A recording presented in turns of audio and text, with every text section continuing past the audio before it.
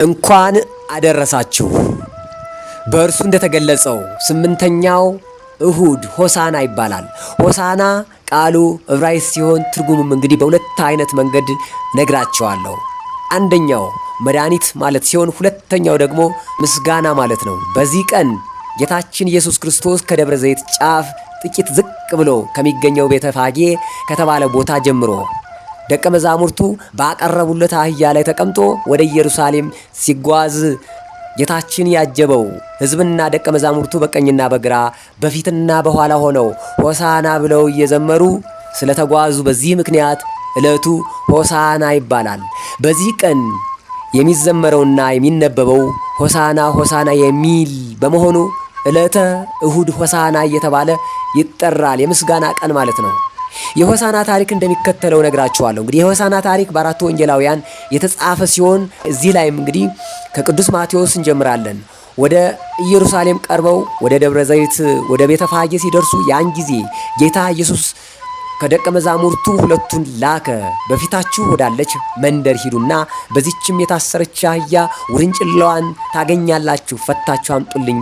ማንም አንዳችም ቢላችሁ ለጌታ ያስፈልጉታል በሉ ብሎ አዘዛቸው። እንግዲህ ይህ የሆነው እንግዲህ ለጽዮን ልጅ እነሆ ንጉሥሽ የዋህ ሆኖ በአህያ ላይና በአህያይቱ ግልገል በውርንጭላይቱ ላይም ተቀምጦ ይመጣል በሏት ተብሎ በነቢያት የተነገረው ይፈጸም ዘንድ ነው። በዘካርያስ 9 ከቁጥር 9 ጀምሮ ደቀ መዛሙርቱም እንግዲህ ሄደው ኢየሱስ እንዳዘዛቸው አደረጉ። አህያይቱን ውርንጭላዋንም አመጡለት። ልብሳቸውንም በአህያይቱና በውርንጭላዋ ላይ ጫኑ። እሱም ተቀመጠባቸው። ከሕዝቡም እጅግ ብዙዎቹ ልብሳቸውን በመንገዱ ላይ ያነጥፉ ነበር። ከፊቱም ከኋላውም ያለው ሕዝብ ሆሳና ለዳዊት ልጅ፣ በእግዚአብሔር ስም የሚመጣ የተባረከ ነው፣ ሆሳና ማርያም እያሉ ይጮኹ ነበረ። ወደ ኢየሩሳሌም በገባ ጊዜ መላ ከተማይቱ ይህ ማን ነውን ብላ ተናወጠች። በማቴዎስ ወንጌል ላይ እንደተነገረው ሕዝቡም ይህ ከገሊላ ናዝሬት የመጣ ነቢዩ ኢየሱስ ነው አሉ። በዚህ መልክ እንግዲህ በማርቆስ በሉቃስና በዮሐንስ ወንጌል በተመሳሳይ ሁኔታ ተመዝግበዋል። ቀደም ብለን እንደገለጽ ነው ሆሳና ለወልደ ዳዊት የዳዊት ልጅ ሆሳና ማርያም ማለታቸው ምስጋና ለዳዊት ልጅ ምስጋና በአርያም ማለታቸው ነው እንደሆነ ቅዱስ ሉቃስ እንግዲህ በጻፈው ወንጌል ተረጋግጧል።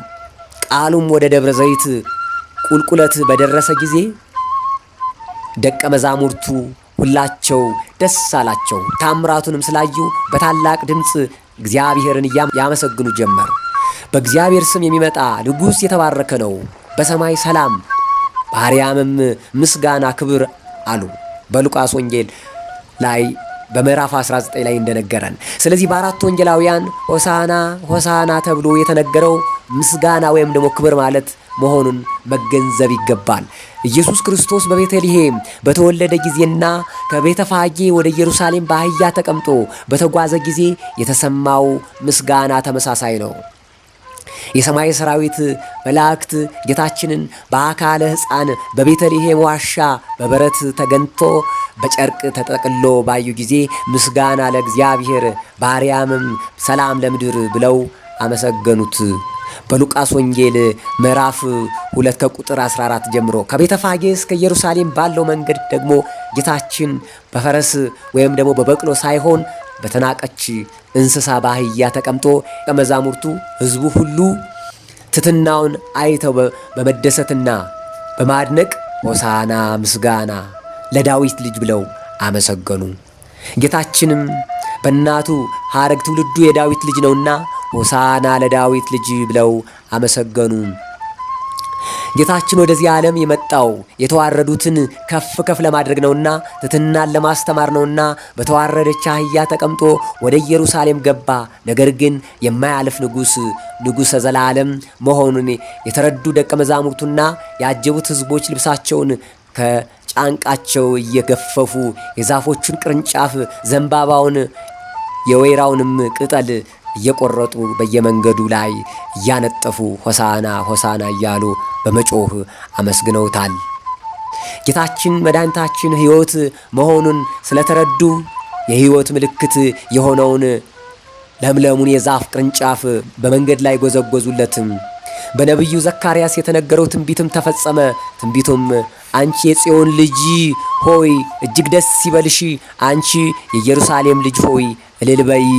እነሆ ንጉሥሽ ጻድቅና አዳኝ ነው፣ ትሑትም ሆኖ በአህያይቱም ግልገል በውርንጭላይቱ ላይ ተቀምጦ ወደ አንቺ ይመጣል ተብሎ ተነግሮ ነበረ። በዘካርያስ 9 ላይ ከቁጥር 9 ጀምሮ በትንቢቱ መሰረት ጌታችን ግማሹን መንገድ በእናቲቷ አህያዋ ቀሪውን ደግሞ በውርንጭላዋ ላይ ተቀምጦ ወደ ኢየሩሳሌም ከተማ እንደገባ በመጽሐፍ ቅዱስ መተርጉማን ያስተምራሉ። ከላይ በተገለጸው መሰረት እንግዲህ ሆሳዕና ምስጋና ለዳዊት ልጅ በእግዚአብሔርም ስም የሚመጣ ብሩህ ነው፣ ሆሳዕና ባርያም እያሉ መላዋ ኢየሩሳሌም ሕዝቡ በሙሉ ይሄ ማን ነው ብለው በመናገር ተናወጡ። ሕዝቡም ይህ ከናዝሬቱ የመጣ ነቢዩ ኢየሱስ ነው ብለው መለሱ። በማቴዎስ ወንጌል ላይ እንደተጻፈልን ጌታም ከቤተ መቅደሱ እንደደረሰ በመቅደሱ ቅጥር ግቢ ሲሸጡ እና ሲለውጡ የነበሩትን ሁሉ አስወጣ። ለመሸጥ ቀርበው የነበሩትንም እንስሳት ሁሉ ወደ ውጭ አስወጣ። ለዋጮችንም ጠረጴዛዎች ገለበጠ። የገመዱንም ጅራፍ አበጅቶ ሁሉንም እየገረፈ አስወጣ። ቤቴ የጸሎት ቤት ትባላለች ተብሎ ተጽፏል፣ እናንተ ግን የወንበዴዎች ዋሻ አደረጋችሁት አላቸው። በማቴዎስ ወንጌልና በዮሐንስ ወንጌል እንደነገረን። እዚያም እንግዲህ በመቅደሱ አደባባይ ተቀምጠው የነበሩት ዕውሮችንና አንካሶችን ፈወሳቸው። የካህናት አለቆች በዚያን ጊዜ ሕዝቡ በሙሉ ጌታችንን ሆሳዕና እያሉ ሲያመሰግኑ ይሰሙ ነበረ። ሕፃናትና ልጆችም ሆሳዕና ለዳዊት ልጅ ለኢየሱስ እያሉ በመጮህ ጌታን ሲያመሰግኑ ተቆጡና ለጌታ እነዚህ የሚሉትን አትሰማምን አሉት። ኢየሱስም እሰማለሁ፣ ከሕፃናት ከሚጠቡት አንደበትም ለራስህም ምስጋና አዘጋጅተህ ተብሎ የተጻፈውን ቃል ከቶ አልሰማችሁም አላነበባችሁምን አላቸው።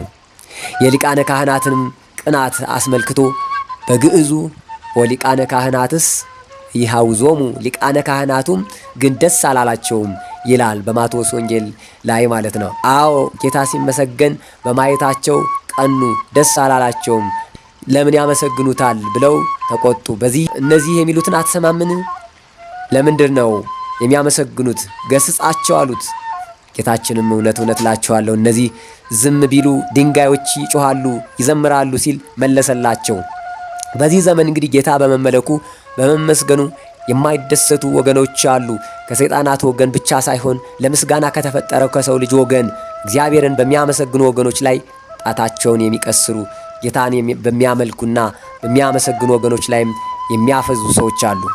በኮሚኒዝምና በአይቲዝም ስም የመጡ ወገኖች እንዲሁ ያደርጉ ነበርና እግዚአብሔርም እንዳይመለክ የሚቃወሙ ወገኖች ራሳቸውን ቀና ቀና አድርገው ነበረ። በቤተ ክርስቲያንም በእግዚአብሔር ተከታዮች ስደትና ቅጣት አውጀው ነበረ። በዚያን ምክንያት እንግዲህ ለእስራት፣ ለግርፋት እንዲሁም ደግሞ ለሰማዕትነት ሞት የተዳረጉ ሰዎች እጅግ ብዙ እንደነበሩ የቅርብ ጊዜ ትዝታ ነው። በሀገራችን በኢትዮጵያና በሌሎች የኮሚኒስት ሀገሮች ተከስቶ ነበረ።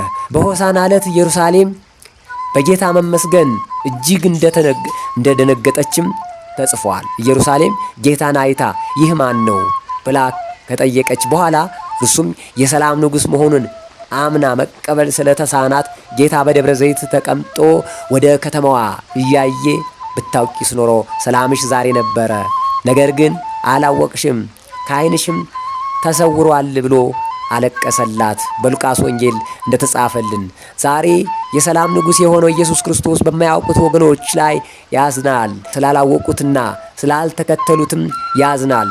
ብታውቁስ ሰላማችሁ ዛሬ ነበር፣ ብታውቁስ ደህንነታችሁ ዛሬ ነበር፣ ብታውቁስ የሰላም ንጉሥ ወደ እናንተ መጥቶላችሁ ነበረ፣ ብታውቁስ ኑሮ ወደ እኔ የምትመለሱበት ጊዜ አሁን ነበረ እያለ ስለ እልኸኞቹና አናውቅህም ስላሉት ሁሉ ጌታ ያዝናል። እኛ ግን ጌታ ሰላማችሁ ዛሬ ነው ብሎ ድምፁን ሲያሰማን ፈጥነን እንመዋለን። በጎቼ ድምፄን ያውቃሉ ይከተሉኛል ሲል እንደነገረን ድምፅ ሰምተን እንከተለዋለን። በዮሐንስ ወንጌል ምዕራፍ 10 ከቁጥር 4 ላይ እንደተጻፈልን ነፍሱንም ስለኛ ስለ በጎቹ ሰጥቶናልና እንከተለዋለን። የከንፈሮቻችንን የዘወትር ፍሬ የሆነውን የምስጋና መስዋዕት ዘወትር እናቀርብለታለን። እርሱ ጌታችን ሁልጊዜ ሰላማችን ነውና።